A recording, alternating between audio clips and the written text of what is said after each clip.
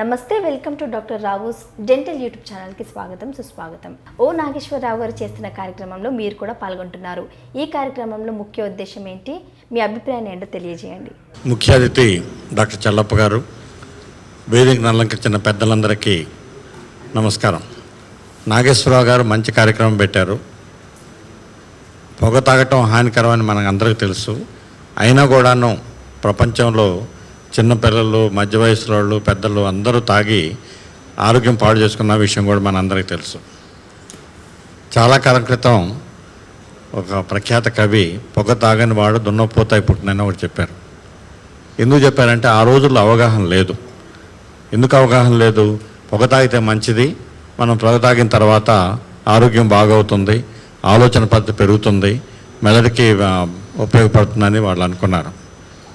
గత 50-60 సంవత్సరాల్లో పొగ తాగితే చనిపోతారని, క్యాన్సర్ వస్తుందని, గుండె జబ్బులు వస్తుందని మనకందరికీ తెలుసు. అయితే ఈ కోవిడ్ వచ్చిన సందర్భంగా ఇంకోటి ఏమైందంటే పొగ తాగుతూ కోవిడ్ వచ్చిన వాళ్ళల్లో ఎక్కువ మరణాలు జరిగినాయి అన్నమాట. అదొకటి. అంటే దాని అర్థం ఏంటంటే పొగ తాగిన తర్వాత గుండె, ఊపిరితిత్తులు, శరీరంలో అనే భాగాలు పాడైపోయిన తర్వాత శరీరంలో వాళ్ళకి రెసిస్టెన్స్ అనేది తగ్గిన తర్వాత కోవిడ్ వచ్చినందువల్ల వాళ్ళల్లో కూడా మరణాలు ఎక్కువైనాయి. ఒకటి. ఇంకోటి ఏమైందనంటే ఈ మధ్య సడన్ కార్డియక్ డెత్, అంటే చాలామంది చిన్న వయసులోనే 30 సంవత్సరాల నుంచి 50 సంవత్సరాల వయసులోనే చనిపోవటం. ఎందుకు చనిపోయారంటే వీళ్ళకి హార్ట్ అటాక్ వచ్చిందని చెప్పడం అనేది కూడా జరిగింది. వీళ్ళని మనం అనాలిసిస్ చేసినప్పుడు ఏమైందంటే వీళ్ళలో చాలామంది పొగ తాగినందువల్ల ఉండి వాళ్ళలో ఎక్కువ మరణాలకు సంబంధించిందని కూడా తెలుస్తుంది అనమాట. అంటే దాని అర్థం ఏంటంటే ఊపిరితిత్తుల జబ్బు వచ్చినా, గుండె జబ్బు వచ్చినా, చనిపోయే ప్రమాదం వచ్చినా, ప్రత్యేకంగా చిన్న వయసులో ఈ జబ్బులు, ఈ పొగ తాగటం ఉన్న వాళ్ళకి ఎక్కువ మరణాలు సంభవిస్తుందని తెలుస్తుంది అనమాట. పొగ తాగటం అనేది మనం తాగటమే కాదు, మనం తాగకపోయినా కూడాను పక్కన వాళ్ళు తాగుతున్నా కూడా వస్తుంది. అంటే మనం తాగొద్దు, అవతల వాళ్ళు తాగేటప్పుడు పీల్చొద్దు. ఇది. తర్వాత ఇంకొకటి ఏంటంటే ఈ పొగ అనేది మనం చూస్తుంటాం. రోడ్డు మీద ఒక అరగంట సేపు ప్రయాణం చేస్తే 10 సిగరెట్లు తాగినంత పొగ వస్తుంది మన దగ్గరికి. అది కూడా ప్రమాదం.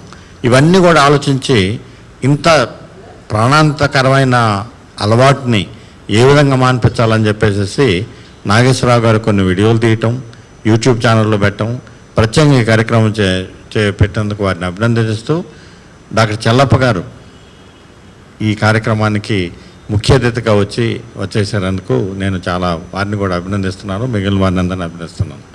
ఇంకొకటి ఏంటంటే నేను గుండె శస్త్రచికిత్స నిపుణుడిగా పనిచేసేటప్పుడు ఒక కార్యక్రమం ఒకటి పెట్టాను. ఎవరైనా పొగ తాగేవాళ్ళు నా దగ్గరికి వచ్చినప్పుడు, ఏమండి మీరు పొగ తాగటం మానేస్తేనే మళ్ళీ నా దగ్గరికి రండి. ఒక 4 వారాలు పొగ తాగటం మానేసేయాలి, సిగరెట్ తాగటం మానేసేయాలి.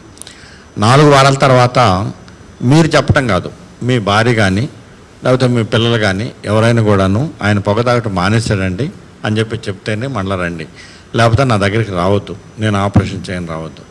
ఎందుకంటే ఆపరేషన్ చేసిన తర్వాత వాళ్ళకి అనేక రకాలైన ప్రమాదాలు, ప్రాబ్లమ్స్ అన్నీ ఉంటాయన్నమాట. ఇవన్నీ ఎందుకు? ఒక లైఫ్ టైం ఆపర్చునిటీ, జీవితంలో ఒక్కసారి ఆపర్చునిటీ ఏంటంటే గుండెను ఒక్కసారి మనం ఆపరేషన్ చేసిన తర్వాత ఒకవేళ అది ఆపరేషన్లో ఫెయిల్ అయిందనుకో, కారణం ఏదన్నా కానీ మళ్ళీ బయటికి రాదు, జీవితం పోతుందన్నమాట. వాళ్ళు చెప్పిన తర్వాత చాలామంది నాకు తర్వాత ఏం చెప్పారంటే, ఏమండి మీరు ఆపరేషన్ చేయటం కన్నా కూడాను మేము పొగ తాగటం మానేసిన వల్ల మాకు ఎక్కువ బెనిఫిట్ అయింది, ఆ దరిద్రం వదిలిపోయిందని కూడా చెప్పారనమాట. ఆపరేషన్ సమయంలో మేము చూస్తాము ఊపిరితిత్తులు అన్నీ నల్లగా అయిపోతాయి, గుండె కూడాను ఏదో అవకతవకలు మొదలవుతాయి, శరీరం పాడవుతుంది. ఈ విధంగా ఉన్న వాళ్ళని మా వైపు నుంచి మాకున్న చిన్న కొద్ది నెంబర్స్లో మేము చెప్పి వాళ్ళకి ఆపరేషన్ చేయకుండా కూడాను, ఆపరేషన్ చేయబోయే ముందు ఒక 4 రోజులు మానిపించి ఆపరేషన్ అయిన తర్వాత కూడాను వాళ్ళకి లేకుండా అని కూడా చేసామన్నమాట. ఇది నా సందేశం. ఈ సందేశం ఏంటంటే పొగ తాగటం హానికరం కాదు, పొగ తాగటం అనేది ఒక ప్రాణానికి ప్రాణాంతకం. జబ్బు వచ్చి చచ్చిపోతారు. చిన్న వయసులో మొదలెడితే హార్ట్ అటాకులు వస్తాయి, ఊపిరితిత్తులన్నీ పాడవుతాయి, మిగిలిన ఆర్గాన్స్ కూడా పాడవుతాయి, శరీరంలో రెసిస్టెన్స్ కూడా తగ్గిపోతుంది. ఇది పూర్తిగా మానేసేయాలని నా సందేశం. నాకు అవకాశం ఇచ్చినందుకు నాగేశ్వరరావు గారికి వాళ్ళ మిత్ర బృందానికి నా ధన్యవాదాలు. ఈ వీడియో మీకు నచ్చినట్లయితే లైక్ చేయండి, షేర్ చేయండి, సబ్స్క్రైబ్ మాత్రం తప్పకుండా చేయండి.